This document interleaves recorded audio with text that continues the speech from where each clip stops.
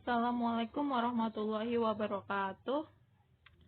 Kami dari kelompok 2 ingin mempresentasikan hasil diskusi kami, yaitu dengan materi kerjasama internasional antar negara.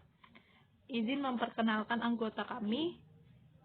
Yang pertama ada Ahmadi dengan NIM 31219011. Yang kedua dengan saya sendiri, Ega Marsilvi 31219085. Dan ketiga ada Nina Kristi Tarigan dengan NIM 31219189. Dan terakhir ada Ramdan Fadilah dengan NIM 31219208. Materi pertama yaitu dengan adanya pengertian kerjasama. Kerjasama internasional merupakan suatu kerjasama dalam bidang ekonomi yang dilakukan oleh suatu negara dengan negara lain yang memiliki tujuan bersama dan saling menguntungkan. Selanjutnya, ada tujuan kerjasama internasional. Yang pertama, mempererat persahabatan antar negara-negara lain.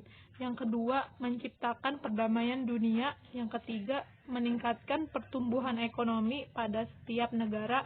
Yang keempat, memperluas tenaga kerja. Yang kelima, memperluas pasar hasil produksi barang dan jasa. Yang keenam, memenuhi kebutuhan dalam negeri akan barang dan jasa. Dan yang terakhir, mendorong peningkatan produktivitas. Bentuk kerjasama internasional. 1.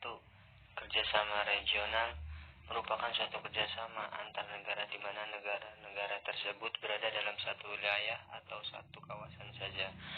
Misalnya negara-negara yang ada di Asia Tenggara yang tergabung dalam kelompok ASEAN. Sektor kerjasama yang dilakukan biasanya pada sektor pertahanan, politik, dan ekonomi. 2. Kerjasama bilateral merupakan kerjasama yang dijalin oleh dua negara atau lebih, biasanya didasari oleh hubungan baik dan manfaat yang saling menguntungkan, misalnya kerjasama pada sektor ekonomi ataupun pariwisata. 3. Kerjasama multilateral. Kerjasama ini merupakan kerjasama yang dilakukan oleh lebih dari dua negara dan tidak terbatas pada status negara serta wilayah negara tersebut. Anggota yang mengikuti kerjasama ini dibagi menjadi dua tipe, yaitu anggota aktif dan anggota utama. Contoh kerjasama pada hal ini organisasi Konferensi Islam atau disebut OKI. Badan Kerjasama Regional. 1. ASEAN. ASEAN adalah organisasi yang bertujuan mengukuhkan kerjasama regional negara-negara di Asia Tenggara. ASEAN didirikan pada tanggal 8 Agustus 1967 di Bangkok oleh 5 negara pendiri ASEAN, yaitu Indonesia, Malaysia, Filipina, Singapura, dan Thailand. 2. AFTA. ASEAN adalah forum kerjasama antar negara ASEAN yang bertujuan menciptakan wilayah perdagangan bebas di seluruh kawasan ASEAN. 3. APEC.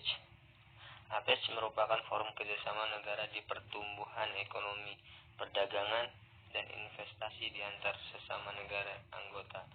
4. EU adalah organisasi kerjasama regional di bagian ekonomi dan politik negara di Eropa. Badan Kerjasama Bilateral. Contoh kerjasama ekonomi bilateral. Yang pertama, Indonesia dan Jepang. Contohnya ekspor-impor, investasi swasta. Yang kedua, Indonesia, India. Contohnya ekspor-impor minyak sawit, kacang mete, dan daging sapi. Yang ketiga, Indonesia dan Belanda. Contohnya perdagangan, investasi kegiatan kelompok kerja di bidang seperti perikanan, perhutanan, pertanian, dan teknologi.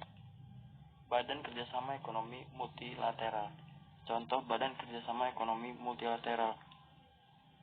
Yang pertama, IMF, International Monetary Fund, yaitu lembaga keuangan internasional yang didirikan untuk menciptakan stabilitas sistem keuangan internasional.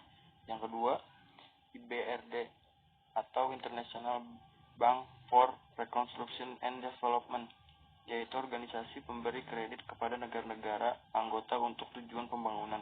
Yang ketiga, WTO, World Trade Organization, yaitu organisasi internasional yang bertugas untuk menata dan memfasilitasi lalu lintas perdagangan antar negara serta mengatasi perselisihan antar negara.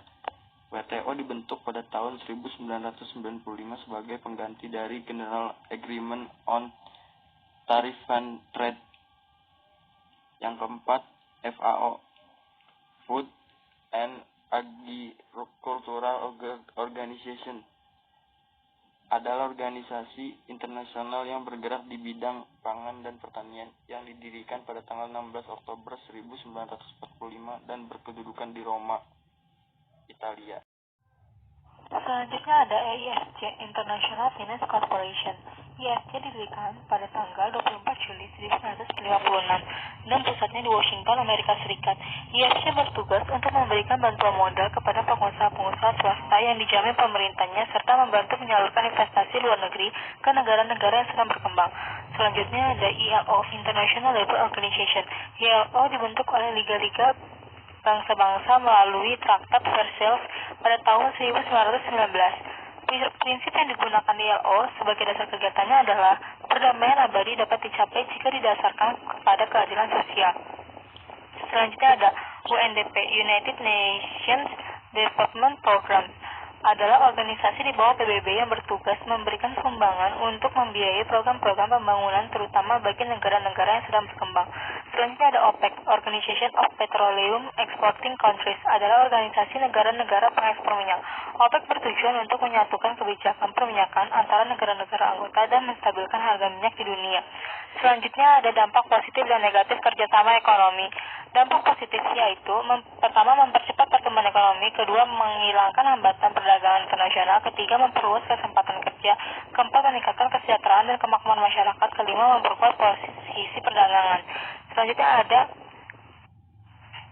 negatifnya yaitu pertama, ketergantungan, kedua, salah penerapan atau penggunaan teknologi, ketiga, mendorong masyarakat hidup konsumtif, keempat, intervensi asing terhadap kebijakan ekonomi.